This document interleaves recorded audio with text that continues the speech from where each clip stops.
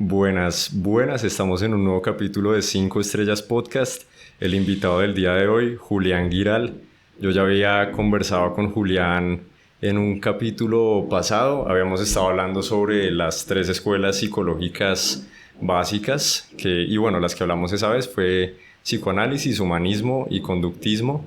Hicimos un recuento histórico Julián hizo un recuento histórico más bien, de cómo se habían dado y de un poco de la teoría que había detrás de cada una, y un poco respondiendo a la pregunta de si uno es un estudiante que está definiendo su decisión de qué rama psicológica escoger, cómo tomar una mejor decisión al respecto, o si alguien quiere ir a terapia, cómo tomar una mejor decisión sobre qué tipo de psicólogo asistir. Esa vez al final conversamos un poco de que el enfoque de Julián en cuanto a escuela, ya definiremos si escuela o no, es el histórico-cultural, y quedaba pendiente un poco profundizar en ese tema. Entonces, bueno, tengo el privilegio de estar con Julián aquí otra vez hoy, y bueno, quiero iniciar hablando de una polémica que hay un poco en torno al tema de que el enfoque histórico-cultural se dice que es el más importante dentro de la psicología, o bueno, eso te escuché decir esa vez. Sin embargo, no es algo que hayamos visto en la universidad ni que se mencione como tal, como una escuela. Entonces ahí, ¿qué pasa con ese contrasentido? Ok, bueno, un gusto saludarlas nuevamente. Sí, creo que, pues más que hablar a profundidad de esta escuela, si es escuela o no es escuela, pongámoslo en enfoque, pues no es posible, tiene bastantes aristas. Hoy hablaremos como de algunos fundamentos o sí, algunos elementos que fundamentan este enfoque y por qué, digamos, no se trabaja como escuela dentro de las universidades. Pues hay muchas razones frente a esto. Digamos que el tema, por ejemplo, si vamos al tema de la prohibición, sabemos que el enfoque histórico-cultural surge en el contexto de la Unión Soviética, en donde, por ejemplo, el precursor de este enfoque, que es Lev Semyonovich Vygotsky, solo fue redescubierto por allá en los años 60-70 por norteamericanos como Jerome Brunner y pues entre otros, y quienes lo trabajan desde un enfoque bastante cognitivo, pero digamos que es como la recuperación de sus trabajos para este lado del mundo. Entonces, empezando por eso, llega tardíamente. Digamos que nos llega tardíamente esta teoría porque pertenecía pues como a esta parte del mundo, especialmente de la Unión Soviética. Ya. Eso como primer elemento. Como segundo elemento, pues finalmente yo creería, y mi posición es que no necesita ni siquiera el estatuto de escuela. Escuela entendido como algo que se erige tras o sobre la imagen de un personaje, en donde ese personaje pues digamos como que sienta las bases, y todo lo que se dice de la escuela casi que pertenece a lo que se dice en torno a este autor o autores. Si bien en la escuela o en el enfoque histórico-cultural podemos reconocer figuras importantes como Vygotsky, Alexander Luria, Leontiev, Voloshinov y pues entre muchos otros, no se trata en ese sentido de escuela de que una persona dijo y entonces ya ese es el desarrollo completo de la teoría. Si vamos por ejemplo al psicoanálisis, normalmente ¿a quiénes se apelan? A Freud, a En Lacan, Lacan. ¿cierto? Mm. No Y sos- no solo se apela, sino que se tiende a endiosar en gran parte, ¿no? Completamente, completamente. Muchas veces es como que, pero como dijo Lacan, o ya lo había dicho Lacan, pero Freud ya lo había dicho. Ujú. Y termina siendo un asunto regresivo. Y ahí vamos a hablar un poquito de esto. ¿Por qué no considero que sea necesario concebida como escuela? Porque si nosotros vamos a la justificación teórica, que de hecho Vygotsky, que es quien, como les digo, el precursor de este enfoque, él habla de que está desarrollando una teoría general, una ciencia general.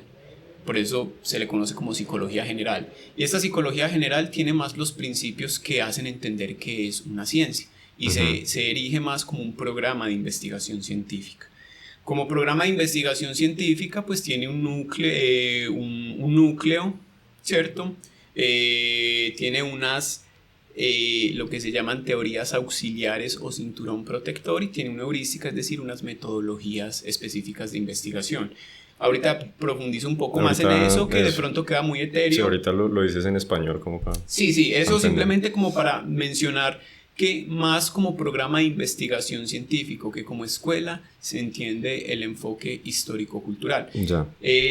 Ahorita tú profundizas un poco de por qué esa mención de psicología general, como qué significa eso. Claro que sí, es digamos como que todo el desarrollo, por lo menos epistemológico, que quiero dar muy breve sobre por qué incluso cuando me preguntabas sostengo que es el enfoque en psicología más importante que se desarrolló en el siglo XX. Uh-huh. Sabemos que todas las escuelas, enfoques en psicología se desarrollan en el siglo XX a partir de, empecemos ahí ya un poco con el asunto, casi que la decisión del sujeto.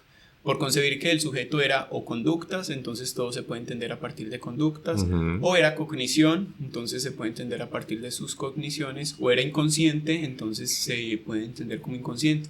De alguna manera tomaban una parte del sujeto y lo hacían su objeto. Todas las psicologías del siglo XX nacen a partir de una concepción dualista del ser humano. Algún tipo de decisión hacían, sea a nivel individual, sea a nivel de, digamos que como que las cuatro posturas dualistas que alguna psicología o alguna escuela psicológica sí o sí caen en esas porque se forman a partir de ese desmembramiento del humano, es o individualismo, es decir, individuo, sociedad, generan ese dualismo, o innatismo, entre lo innato y lo adquirido, uh-huh.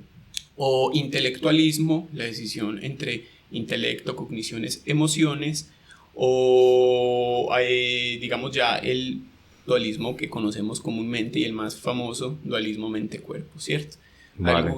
En alguno de esos dualismos caen todas las escuelas, mientras que el enfoque histórico-cultural, por ser una psicología general o una ciencia general, parte de una concepción del desarrollo humano que implica muchas otras disciplinas. Y en ese implicar muchas otras disciplinas es donde radica su carácter de el enfoque más importante. Porque claro, esto es una opinión bastante subjetiva, que es lo que hace que una escuela sea más importante que otra.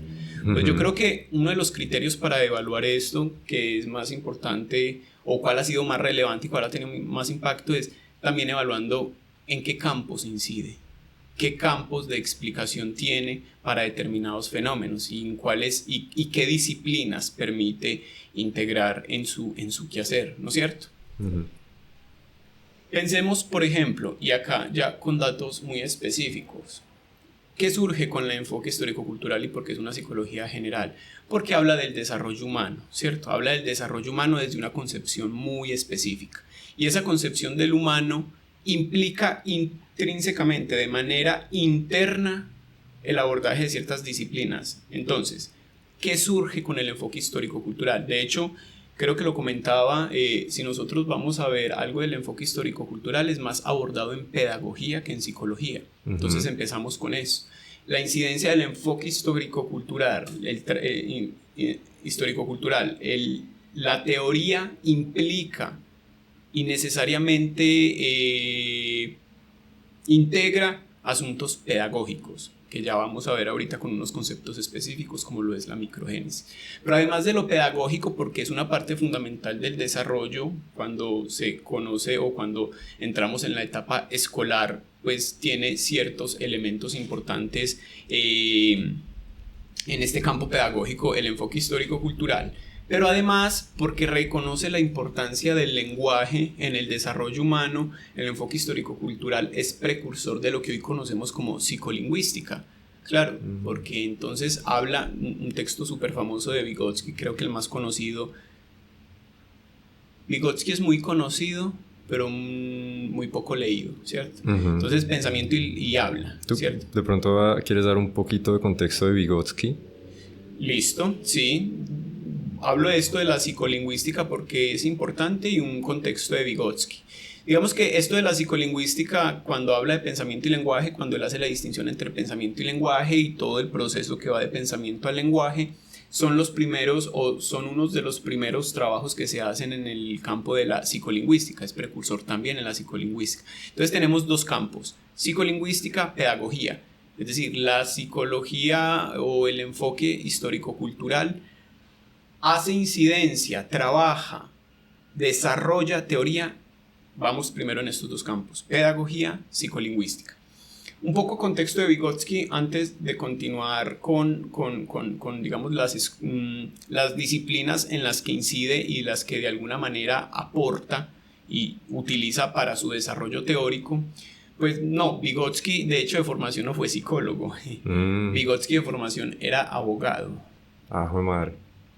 Fue abogado, pues estudiaba, él quería ser filósofo realmente, estudiaba mucho filosofía, leía tremendamente. Luria, que fue su discípulo, que fue un genio, Luria, en las biografías uno lee lo que Luria dice de Vygotsky, decía que no había conocido ser más inteligente que Vygotsky, que se paraba en los estrados pues en las conferencias a dictar alguna charla o algo así, y se sabía todo de memoria, o sea que tenía una memoria prodigiosa, citaba al pie de la letra lo que leía.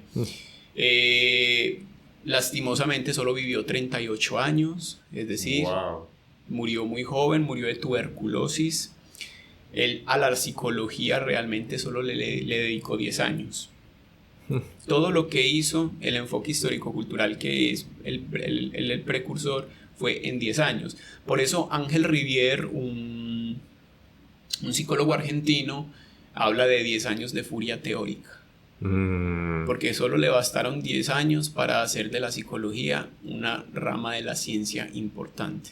Solo en 10 años hizo lo que hizo. Y por allá, de hecho, hasta ahora se están encontrando los archivos personales de Vygotsky, lo que se llama la revolución archivística. Y por allá encontraron una nota cuando él estaba en el hospital muriendo, el último día que murió, y escribía una nota súper con un sabor amargo, como que aquí te dejo mis queridas obras, soy como Moisés, quien mira la tierra prometida pero no pisa un pie en ella. Uy. Murió súper joven, a portas de estar desarrollando una teoría que es una teoría semántica de la conciencia. Dejó solo notas sueltas de eso. ¿Y murió en la Unión Soviética? Murió en la Unión Soviética de tuberculosis, como te había dicho, y bueno, igual dejó un legado bastante importante que continuó Luria. Luria en todos sus textos dice esto no es más que la continuación de las enseñanzas de Vygotsky, y cuando dice continuación no es en términos de todo lo dijo Vygotsky. Luria en sus textos dice faltó esto, no hubo tiempo para desarrollar esto, o estaba equivocado en esto, porque usan un montón de teoría, porque es un programa de investigación científica, no una escuela. Ok.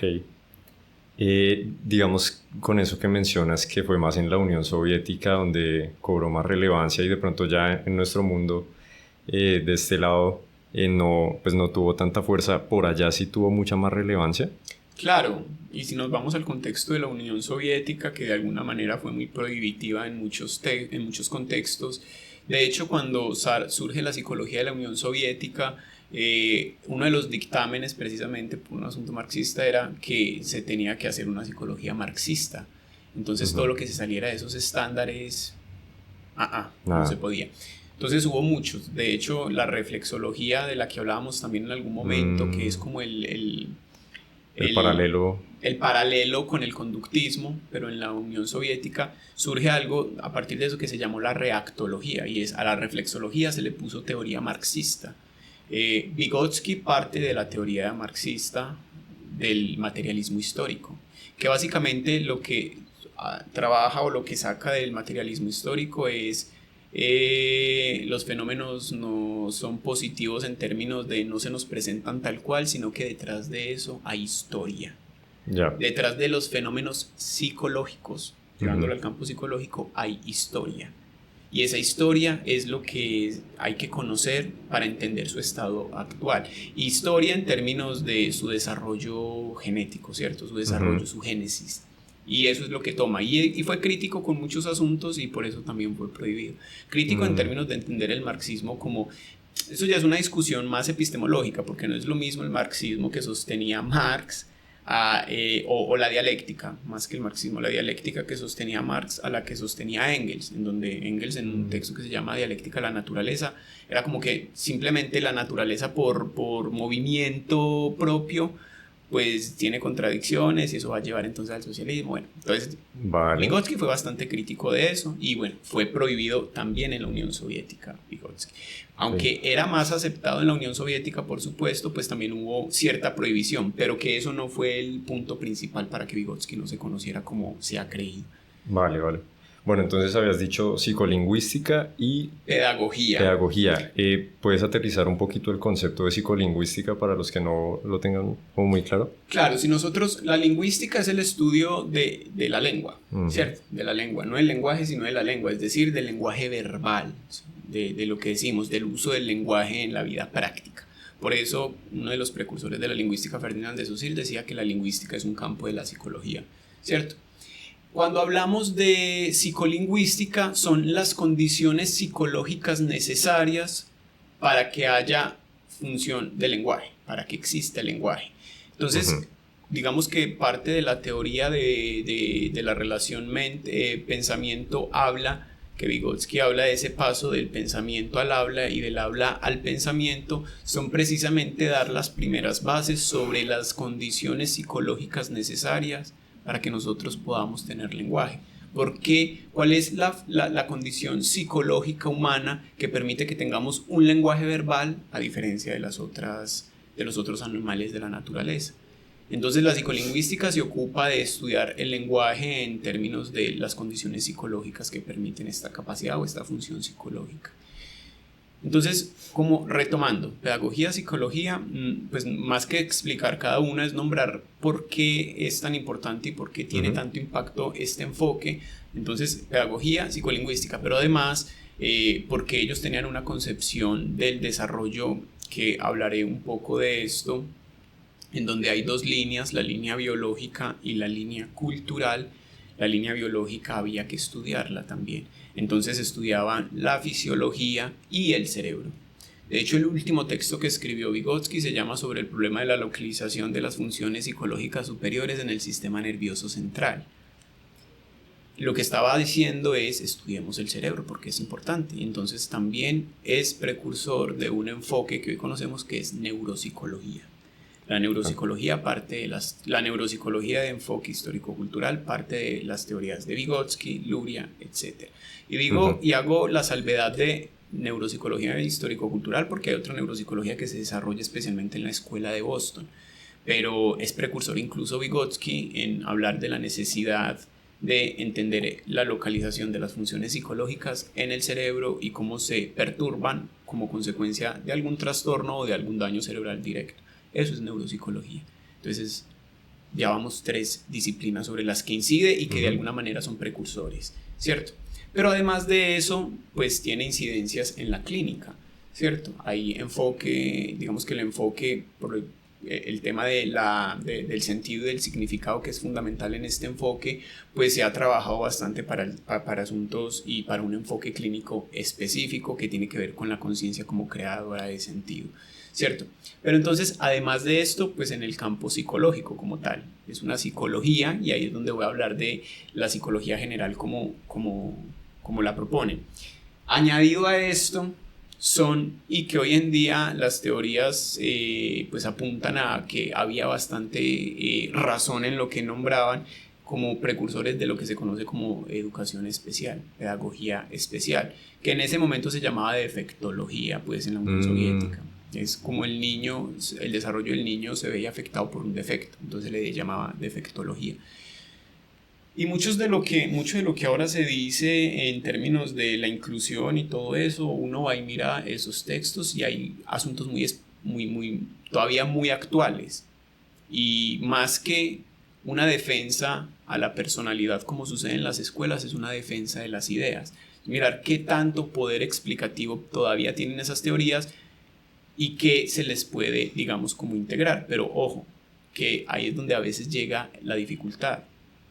Como mira que estamos diciendo que pues implica muchas disciplinas, no es porque como que coge de aquí y juntemos hagamos un collage de disciplinas para entender lo humano, no, sino que desde su misma concepción de desarrollo ya voy a contar por qué implica lo lingüístico, por qué implica lo pedagógico, por qué implica lo neuropsicológico, por qué implica la educación especial y porque implica como tal lo psicológico. Vale, es porque muy chévere.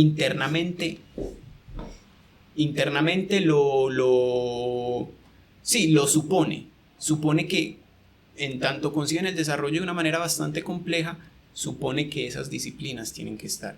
Pero ¿qué sucede en la actualidad? Con Engels, por allá en 1972, cuando habla de que lo humano es biopsicosocial, entonces la Organización Mundial de la Salud sostiene que los enfoques han de ser biopsicosociales. Entonces, teorías o escuelas psicológicas que nacen bajo estas escisiones, digamos, cognitivo, lo que sea, ya sobre todas sus teorías dicen es que el ser humano es un ente biopsicosocial, pero epistemológicamente siguen parados en la misma escisión. Ya. O sea, es para poder mantenerse ahí a flote, pero en realidad es como no son eso de base. Lo que se llaman modas intelectuales. Es como que entonces todo es neuro, todo es teoría social, metámosle teoría social, pero epistemológicamente en su base no suponen esas teorías.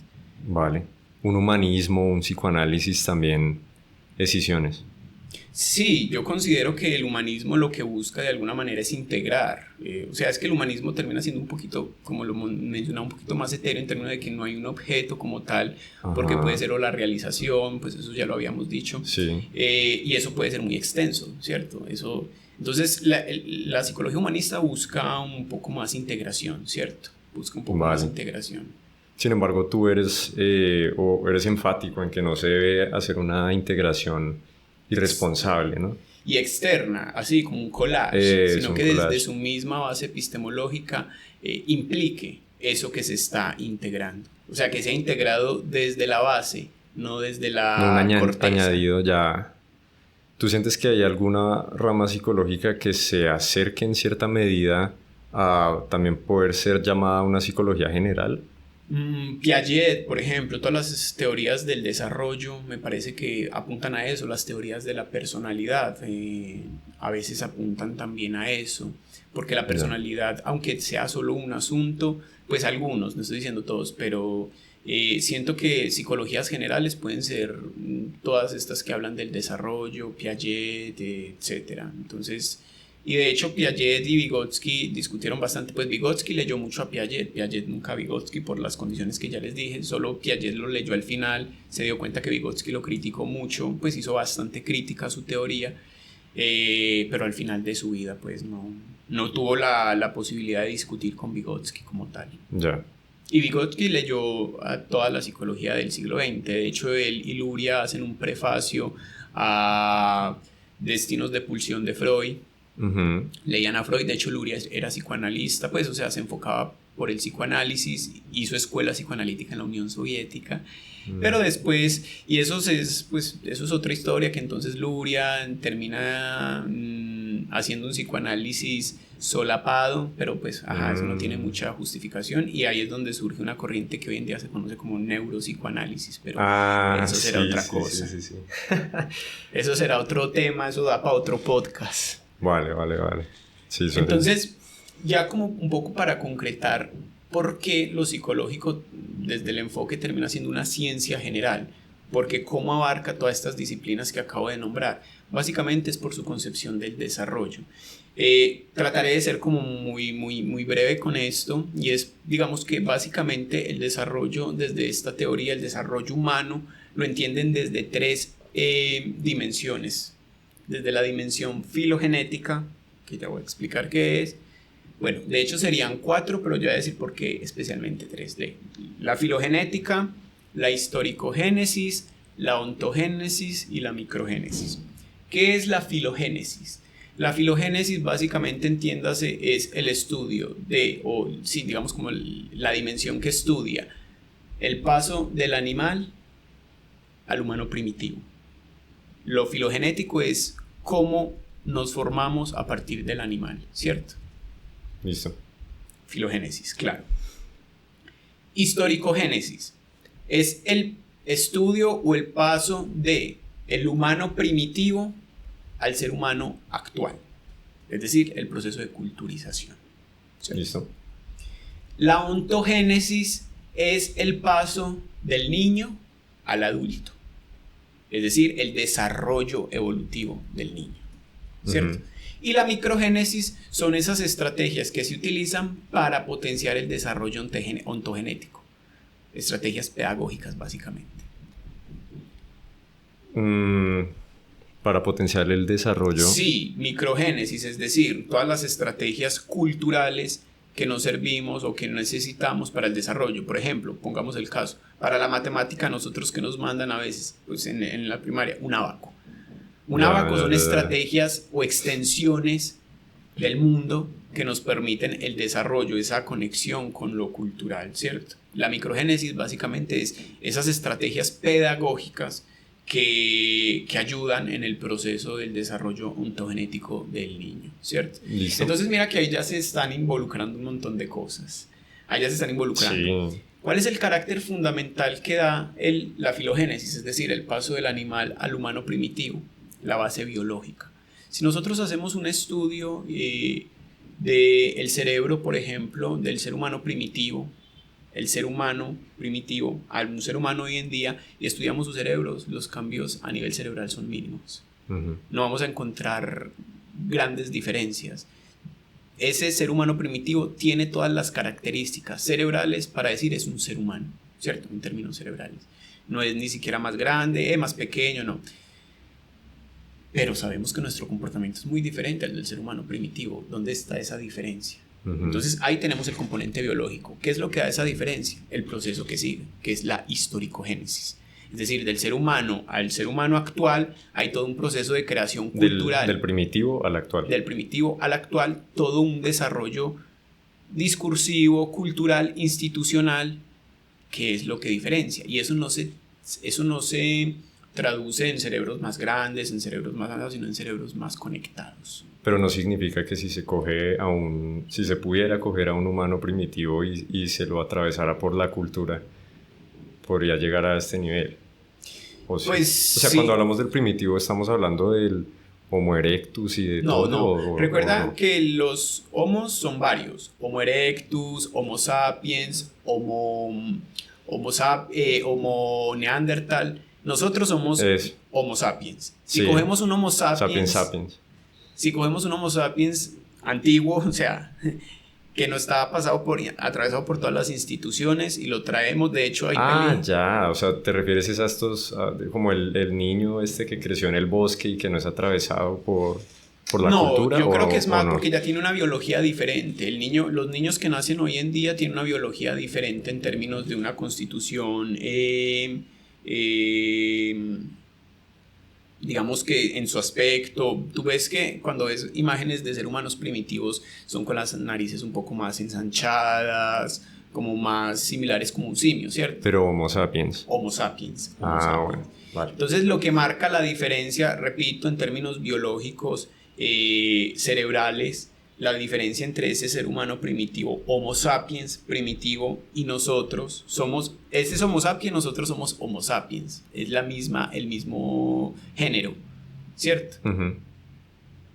Pero la diferencia, y que como te digo, si miramos el cerebro, los cambios son mínimos, pero las diferencias comportamentales son gigantes, y que las diferencias comportamentales sean es porque hay un proceso de historización. Es decir, de creación de instituciones, de creación cultural, de creación de sociedades cada vez más complejas, y lo que muestra eso es que hay otra línea del desarrollo a considerar, que es lo que se conoce como historicogénesis, cómo los comportamientos, la conducta humana cambia del ser humano primitivo al ser humano actual por esas instituciones creadas mismas por el ser humano, ¿no es cierto? Esa es la historicogénesis. Ya nacemos diferentes a esos. Exactamente. De entrada ya. Exactamente, porque ya tenemos toda una carga genética que hace que incluso nuestra fisionomía, nuestros asuntos externos sean diferentes a los de ellos, ¿cierto? Listo. Pero en términos de cerebro, repito, las diferencias son mínimas. Es el mismo cerebro y él merece todo el estatus de hombre, de ser humano, perdón, como nosotros lo tenemos, ¿cierto? La diferencia es especialmente histórica. Y con cambios mínimos, pero que hacen una diferencia brutal. Exactamente, de hecho la diferencia entre nosotros y el chimpancé en términos genéticos es solo del 1%. No fregues. Pero eso no es lo mismo. En ese 1% está la humanidad, imagínate. ¿No es igual con el ratón? Es especialmente con el chimpancé. Nuestro pariente más cercano vivo es el chimpancé y nuestro pariente más cercano extinto es el neandertal. De hecho, nosotros tenemos genes neandertal, pues porque hubo un momento en el que se cruzaron las sociedades y hubo pues apareamiento y tenemos genes neandertales. ¿Listo? Ok. Entonces, mira, tenemos la línea genética, filogénesis, la línea biológica, filogénesis, y la línea cultural, histórico-génesis, ¿no es cierto? Sí. Pasamos a la ontogénesis, que es el desarrollo del niño al adulto, es decir, el proceso evolutivo. ¿Qué sucede en este? ¿Cuál es lo fundamental en esto? Que en ese desarrollo, cuando aparecen las formas propiamente humanas, es en el momento en el que la línea biológica se cruza y se conecta con la línea cultural. Es decir, el niño está dotado de un organismo, de un cerebro que tuvo todo un proceso de desarrollo en la filogénesis y que cuando se encuentra con ese otro desarrollo cultural es donde nacen las formas propiamente humanas. El desarrollo humano es la conjunción entre la línea biológica determinada por la filogénesis y la línea cultural determinada por la historicogénesis. Y en ese encuentro es que se da la ontogénesis. Si nosotros vemos cuáles son los rasgos fundamentales que determinan uno y otro, por ejemplo, el paso del animal al humano primitivo tiene que ver con la bipedestación y con la creación de herramientas. El paso del humano primitivo al humano actual tiene que ver más con el trabajo y la creación de signos que nos permiten una comunicación, de signos que nos permiten pintar, de signos que nos permiten hacer canciones, de signos, ¿cierto? ¿Cómo defines signos? Los signos son entendidos como, pues digamos desde esta perspectiva, especialmente desde esta perspectiva, como instrumentos psicológicos. Es decir, todo eso externo que nos permite potenciar nuestras habilidades. Te ponía el ejemplo del ábaco. El ábaco termina siendo un instrumento psicológico y por tanto un signo, es decir, un mediador entre la persona y el mundo, ¿cierto? Esos serían en este caso signos. Entonces, además de eso, que fue una de las ciencias que se me olvidó mencionar, pues Vygotsky y toda esta teoría, en tanto implica el asunto de signos, también es precursora de las teorías semióticas, que la semiótica es el estudio de los signos. Hay un texto que recomiendo mucho de Luria y Vygotsky que se llama El papel del signo en el desarrollo del niño, y pues es precursor de todas las teorías semióticas. Entonces, miren la complejidad. Filogénesis, historicogénesis, ontogénesis y la microgénesis, que son los procesos pedagógicos para en ese encuentro con lo cultural, y que por tanto, mira que si concebimos lo humano desde esta forma, donde tiene todas estas líneas de desarrollo, pues es normal y esperable que entonces esté implicado lo pedagógico, porque interfiere o condiciona el proceso pedagógico, el proceso ontogenético, ¿cierto? Sí. Es normal que implique entonces lo neuropsicológico, porque el órgano fundamental para el psiquismo, para la mente, como lo quieran llamar, ¿qué es? El cerebro, y por tanto implica la neuropsicología. Pero además entonces que el desarrollo, y por eso les decía que para ellos, y que es algo aceptado casi comúnmente, el lenguaje es fundamental porque es el que permite las conexiones entre las diferentes funciones psicológicas, por tanto es necesario estudiar el lenguaje en términos psicológicos. Implica desde su base el estudio de la psicolingüística, pero además ese desarrollo que ya entra más en el campo de la defectología se puede ver afectado por múltiples factores, y esos factores hay que estudiarlos, hay que entenderlos, cómo se desarrolla entonces un cerebro o un psiquismo atípico, y entonces entra la educación especial, la pedagogía especial, que como te digo se llama defectología. Entonces mira que no es como que salen teorías y va integrando, no. Desde su base del desarrollo implica esos discursos disciplinares, desde su mismo desarrollo, porque entienden el humano en términos complejos. Y ahí, pues no sé si de pronto quieres que profundice en algo para entrar en un tema específico que es lo que denominan sistemas funcionales dinámicos, que es como entienden realmente el desarrollo en etapas posteriores. Ya.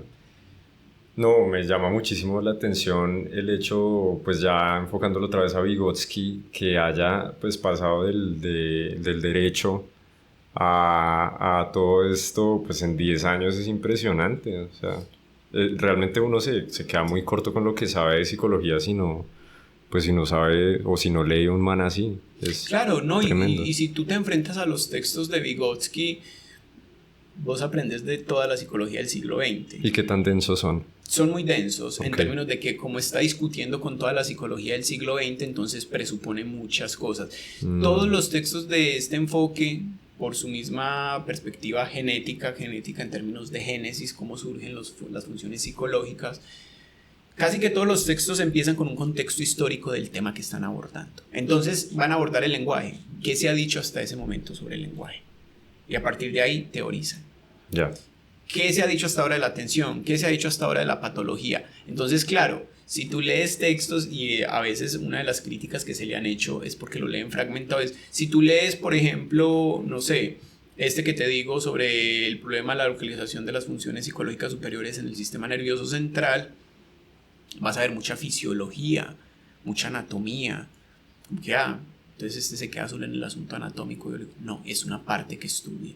Y vas a ver que él va a citar gente muy importante, premios Nobel, Sherrington, usan teorías muy actuales porque están al día con lo que están diciendo. Entonces es denso porque te presupone un montón de cosas, que vos te lees una página y tenés que consultar un montón de las cosas que están diciendo. Entonces enfrentarse a los textos de, por ejemplo, Vygotsky es reconocer todo el desarrollo de la psicología del siglo XX. Y por eso me parece bastante formativo también. Vale. O sea, más fácil enfrentarse a una de esas otras ramas con alguna decisión o algo así, como más suave. No porque sean fáciles, tienen sus grados de complejidad, por supuesto, y más que decir mejor o peor, estoy diciendo que es un enfoque muy importante, que para mí es el más importante, pero no para mí porque quiero decir para mí, sino bajo estos argumentos, porque incide en muchas disciplinas, deja, digamos, como teoría en muchas disciplinas, ¿cierto? Entonces ese es el impacto que yo veo. No estoy diciendo mejor o peor, sino que es otro enfoque sobre el cual las personas pueden orientarse. Puede servir, como les digo, en pedagogía, en clínica, en investigación, y que bueno, tiene todo el estatuto para ser considerado como un enfoque fundamental de la psicología de todo el siglo XX y que tiene proyección a propósito de los sistemas funcionales dinámicos, que es la propuesta especialmente de Luria, que cómo entiende la relación de las funciones psicológicas con el cerebro, y que de hecho, Juan David, te cuento que pues yo estoy en este momento inmerso en el campo de las neurociencias, especialmente las neurociencias computacionales, Sí. pues que implican también inteligencia artificial y todo esto.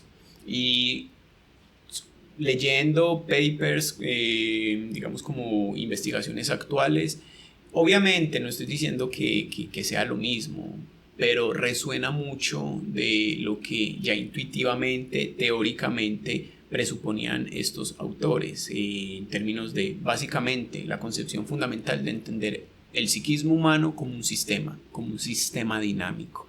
Y lo que ahora se trabaja mucho en neurociencias y que tiene bastante potencial explicativo es entenderlo como un sistema dinámico. ¿Y qué es un sistema dinámico? Es un sistema que está, un fenómeno que está lleno de relaciones y que cambia en el tiempo. Eso es básicamente, tiene otras aristas, pues, pero no es para profundizar.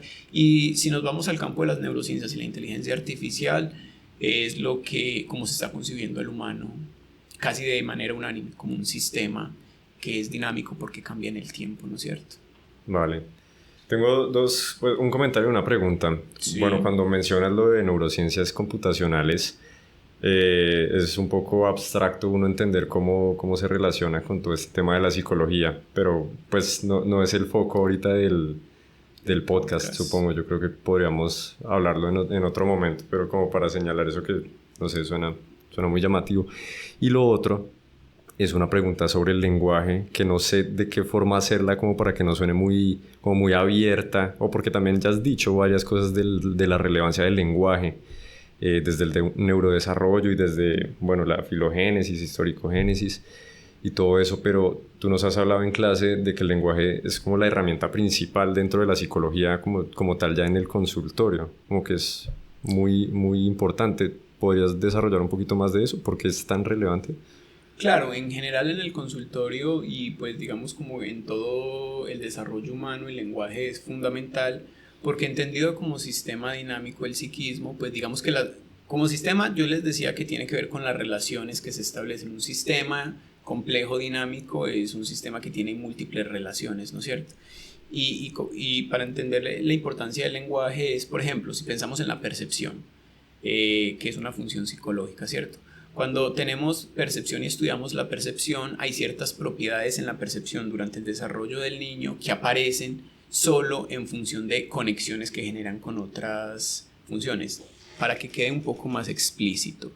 Hay una propiedad de la percepción que se llama la propiedad ortoscópica, ¿cierto? Si yo te pongo a ti un objeto y te lo voy alejando, perceptivamente tú lo vas a ver más pequeño, pero tú no vas a creer que el objeto se está encogiendo. ¿Cierto que no? Simplemente sí, no. Es a nivel perceptivo, sabes que se está encogiendo. Que se está alejando. Que se está alejando y eso hace que lo veas perceptivamente más pequeño, pero no porque tú creas que eso se está haciendo pequeño. Sí. Listo. Eso en términos de la percepción. Si tú le haces eso a un niño, el niño no va, en determinada etapa del desarrollo, 2, 3 años, el niño no va a entender y si se lo alejas, para él el objeto se está haciendo más pequeño. No es asunto perceptual, sino que es perceptual en términos de eso que se está viendo, que se está alejando, para él se está haciendo más pequeño. Uh-huh. ¿Qué es lo que nos permite? Que tiene que ver también con eso de la permanencia de objeto, que sabemos que un niño en determinadas edades, si tú le pones un objeto y se lo tapas con algo, para él ese objeto desapareció. Es lo mismo. Y es porque, ¿qué necesitamos para que haya permanencia de objeto y para que surja esta propiedad ortoscópica de la percepción?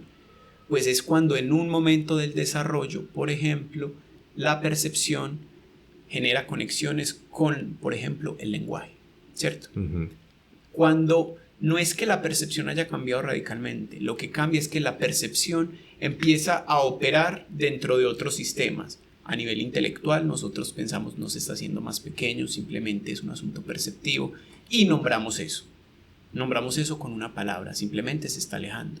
Ahí ya la percepción no está actuando de manera aislada, está actuando con el pensamiento y está actuando con el lenguaje. Cuando hablamos de esas conexiones que se dan en el desarrollo, ahí es que hablamos de sistemas.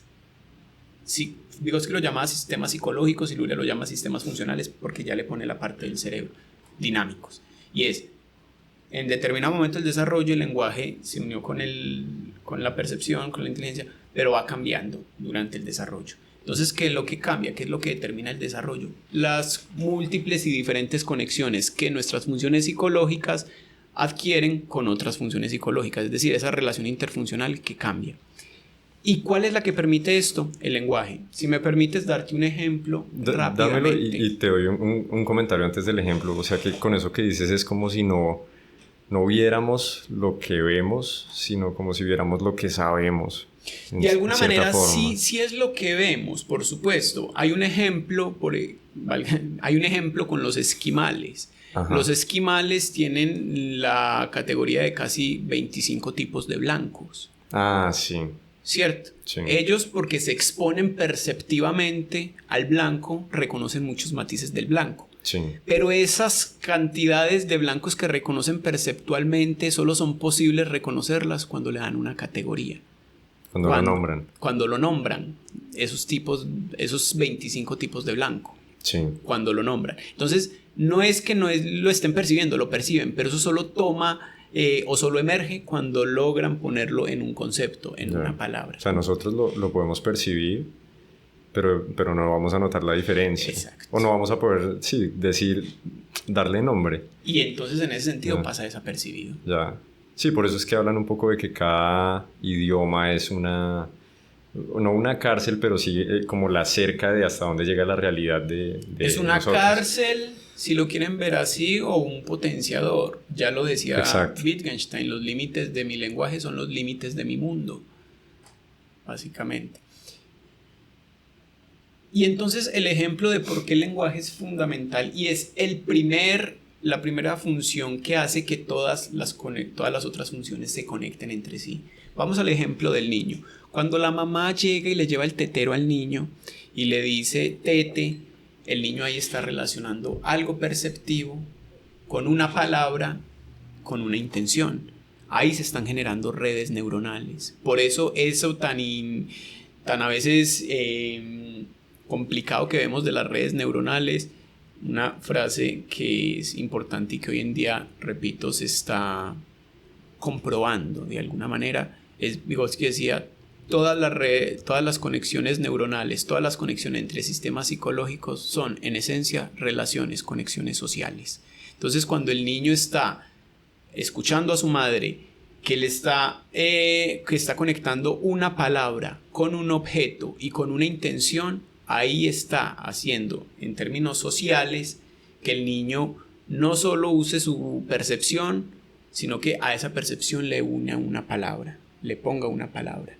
Entonces, en ese proceso histórico que es transmitido en este caso por la mamá, se dan las primeras o los primeros toques para que esa línea biológica se una con la cultural y genere conexiones.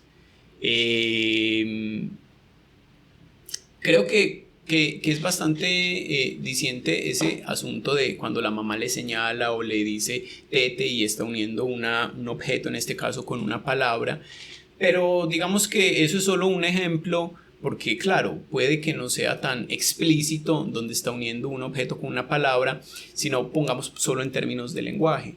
Si uno estudia el cerebro de los niños, hay una área que conecta la producción del lenguaje con la percepción del lenguaje, lo que se conoce como área de Broca y área de Wernicke, y eso está conectado por un fascículo, que un fascículo es un montón de materia blanca, es decir, de conexiones sinápticas, y eso no está en el niño, ese fascículo no está en el niño, eso solo aparece posterior en el desarrollo como consecuencia de las conexiones que tiene que hacer por términos sociales entre lo que se dice y lo que entiende en el lenguaje.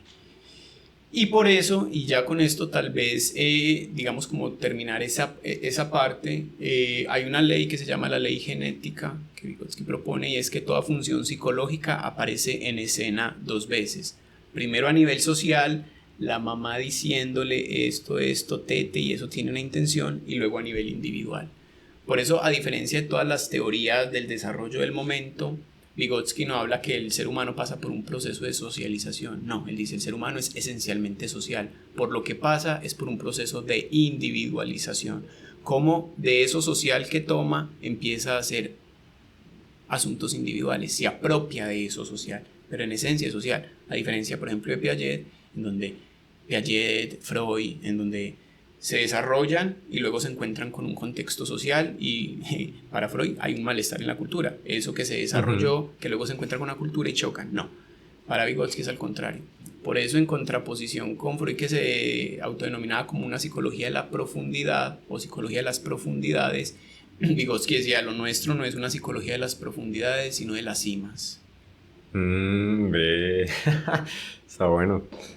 Bueno, entonces yo creo que ya puedes seguir con la siguiente sección.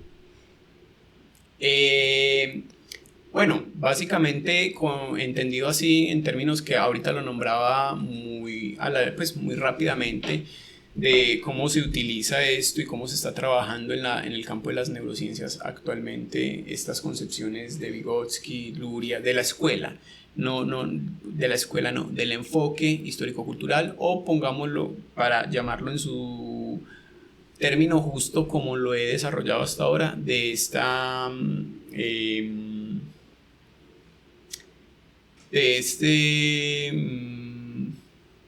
programa de investigación científico histórico-cultural, que es un programa de investigación científico tal como los desarrolló Imre Lakatos para definir qué es ciencia y qué no es ciencia. Y entonces, en ese sentido, y hay muchos autores que siguen trabajando en torno a esto, hay unos que evidentemente eso va a ser inevitable, siguen pensando que entonces histórico-cultural es Vygotsky-Luria, y es lo que dijo Vygotsky-Luria y pare de contar, pero hay, digamos que parte del estatuto, y que, como dice un gran lector de estas personas, dice que más allá de Luria, pero con Luria yo iría con el enfoque histórico-cultural, pero más allá del enfoque histórico-cultural, y porque sería incluso ir en contra de lo que es el enfoque histórico-cultural si solo repetimos lo que ellos dijeron. Entonces, como ya he nombrado la base tan sólida y explicativa que tienen de lo humano. No es que entonces las nuevas cositas se van integrando como un collage, como sucede en las escuelas que dije, sino que si entonces el ser humano es la consecuencia de, o es el resultado de su línea biológica con su línea cultural, ¿y qué sucede en nuestros tiempos más actuales? Que nosotros nos relacionamos de manera diferente, ahora nos relacionamos más en términos virtuales, ahora nos relacionamos más con máquinas inteligentes. Entonces, por supuesto que incluso desde este enfoque, no es como que hay teoría sobre inteligencia artificial, unámosla porque es la moda, no, porque es que si hay una línea del desarrollo que es lo cultural, pues implica estudios culturales. Ya. Y el estudio cultural implica que la cultura actual está atravesada por la inteligencia artificial. Y eso tiene efectos sobre el desarrollo humano. Por supuesto que tiene efectos.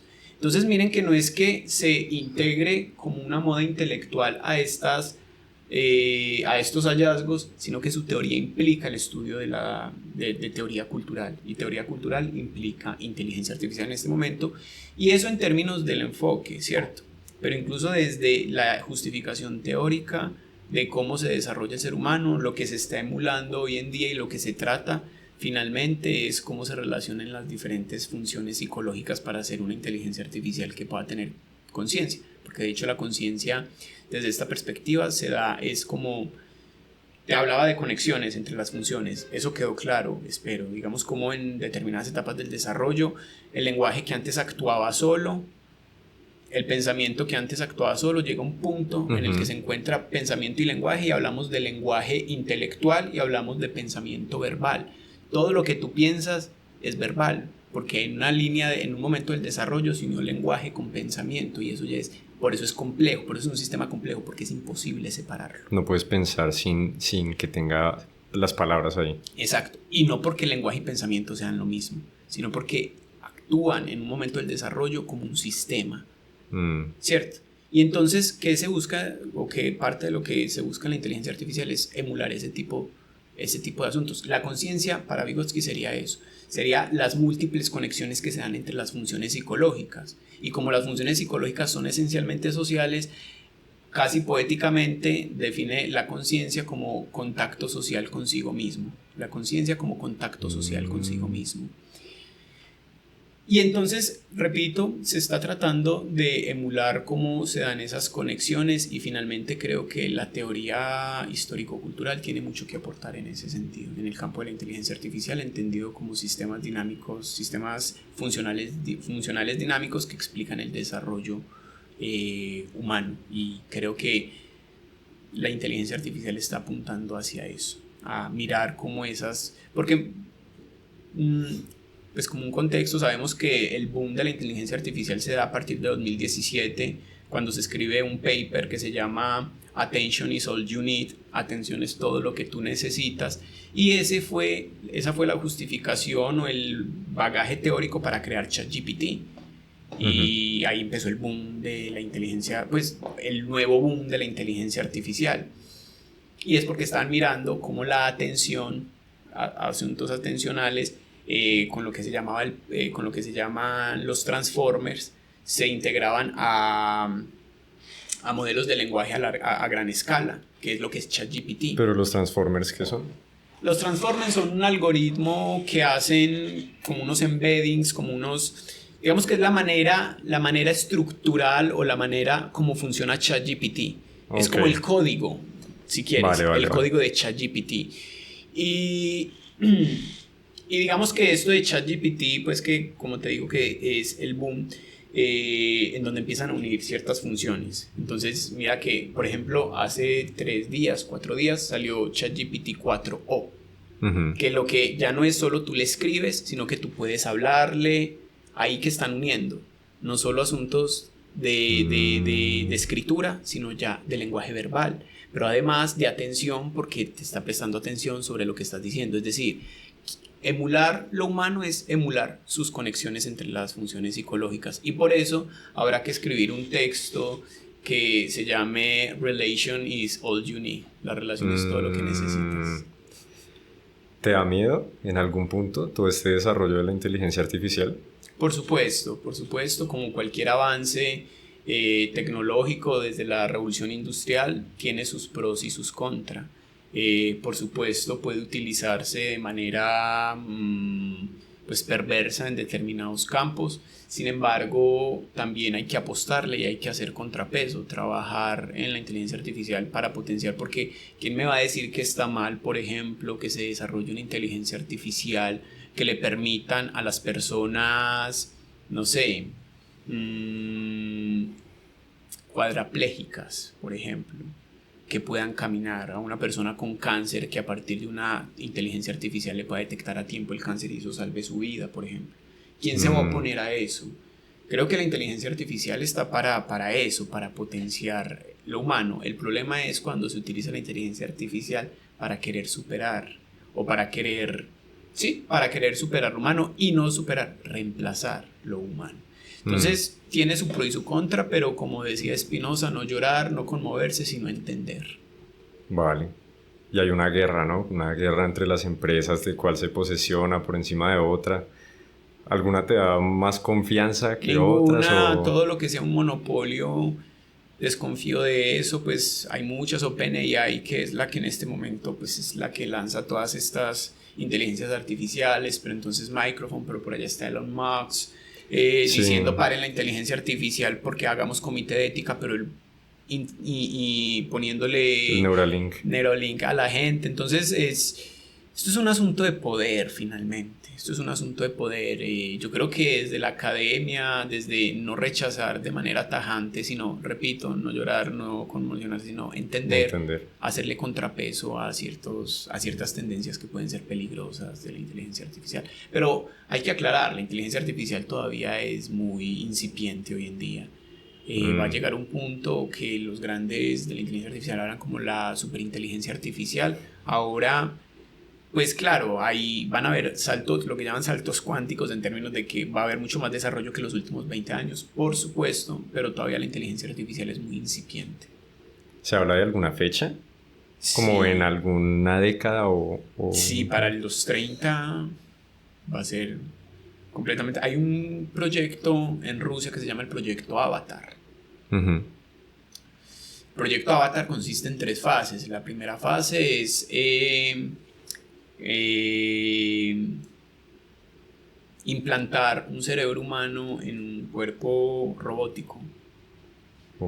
Que funcione, que siga vivo en un cuerpo robótico, ¿cierto? Esa es la primera fase, que ya debe estar cumpliéndose. La segunda fase es que... la primera es conectarlo, la segunda que permanezca... Porque yo con esa primera yo dije, no, si esa es la primera ya...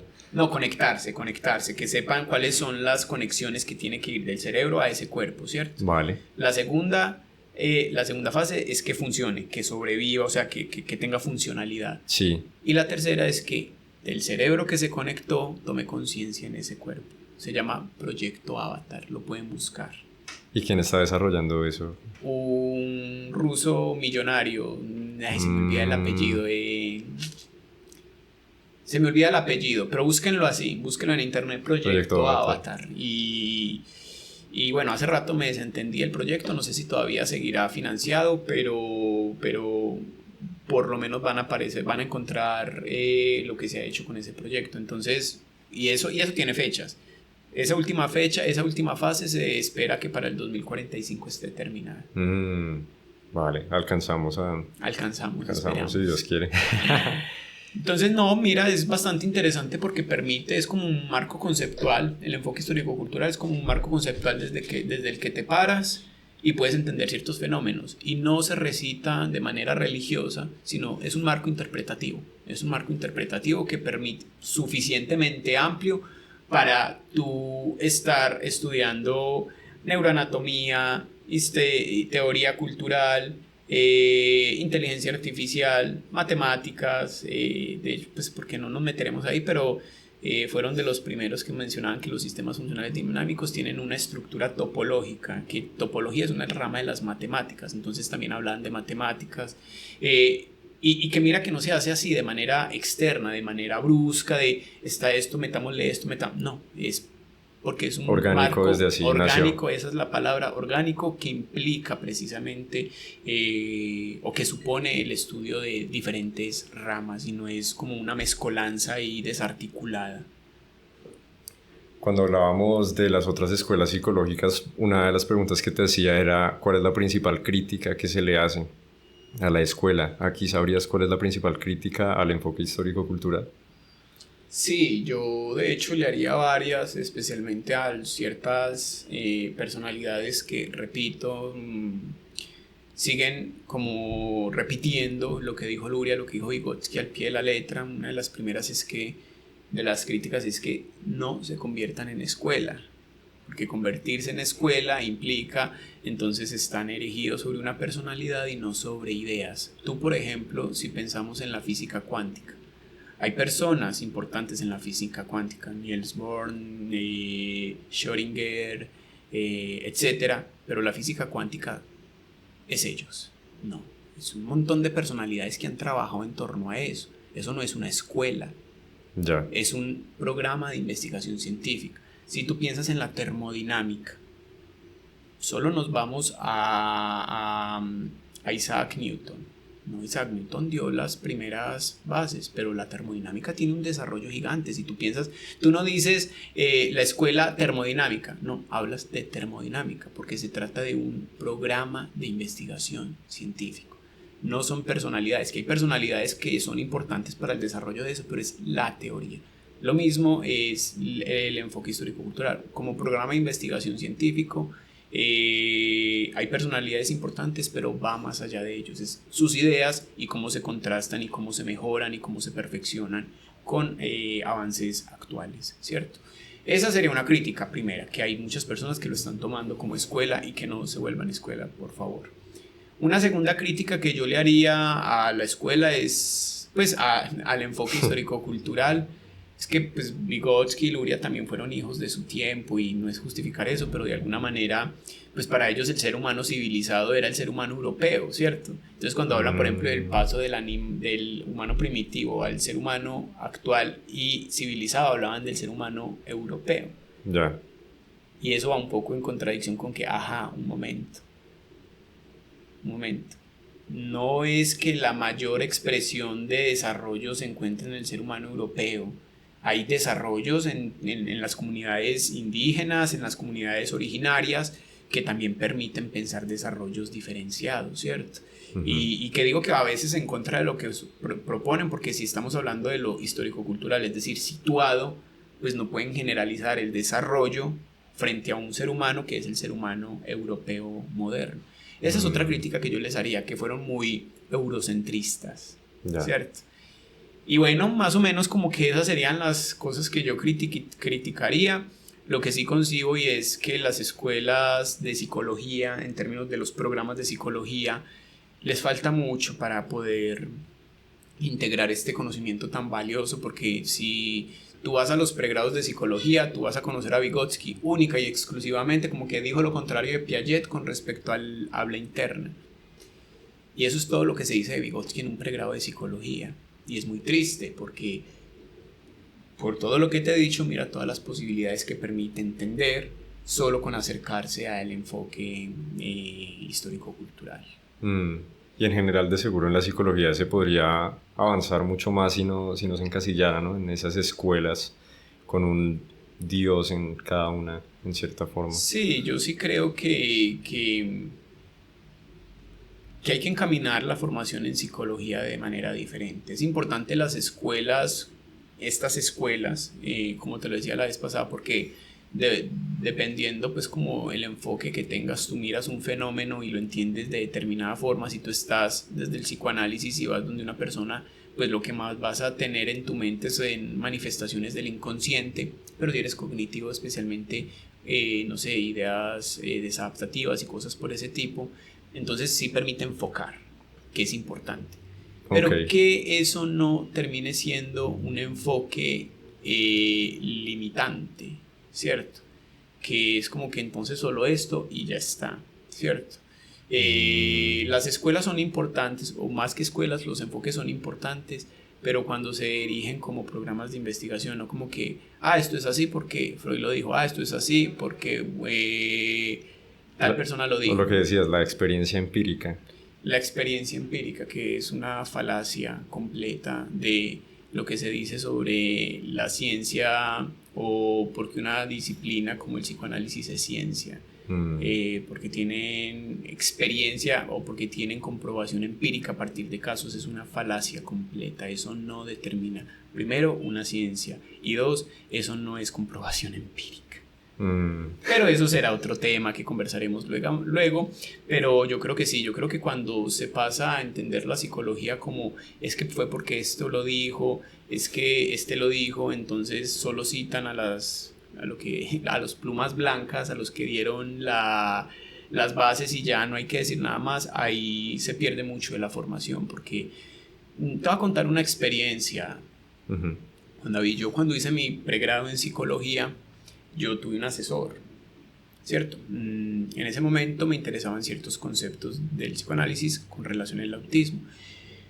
Y frente a un concepto que quería investigar, le pregunté, mira, ¿qué tal este texto? No leas eso, que nada hace parte de la escuela, no te llenes de basura. ¿Así? ¿Literal? Así, palabras citadas literalmente. Es decir, solo es válido lo que se dice dentro de esa escuela específica. Ya, una cárcel. De resto, lo otro es basura. Entonces, a mí me parece que ese tipo de formación no ayuda para nada a que no seamos solo reproductores de teorías, sino productores. Claro. Que es un gran problema en la educación colombiana, que solo nos volvemos reproductores de teoría. Este lo dijo, pero no producimos teoría. Listo. Bueno, un poco ya para ir cerrando, pero igual no quiero quedarme con la duda. Pues sé que se podría extender mucho más, pero entonces ya en el campo práctico o también a nivel, no sé si Colombia o qué tan popular es este enfoque, qué tanto se dan psicoterapias de este enfoque, muy por encima, ¿cómo funcionaría? Muy por encima. Sobre todo, más que psicoterapias, tiene relevancia, como te he dicho, en la pedagogía y especialmente en la neuropsicología. La neuropsicología, que como te dije, tiene dos enfoques, la que hizo la Escuela de Boston y la que se desarrolla con el enfoque histórico-cultural. Hay escuelas, en términos de programas de universidades, que están orientados por el enfoque histórico-cultural, como, si mal no estoy, el programa de la especialización en neuropsicología infantil de la Universidad ICESI. Esta universidad está basada en el enfoque histórico-cultural, por ejemplo. Entonces, más que en psicología, por eso digo, es que ese es parte del problema, es que en psicología no se le toma en serio. ¿Por qué? Porque no lo leen, porque es denso o por lo que sea, por las razones que sean. Pero realmente tiene relevancia especialmente en el campo de la neuropsicología, en el campo de la pedagogía, en el campo de la educación especial, en el campo de la psicolingüística, en el campo de la semiótica.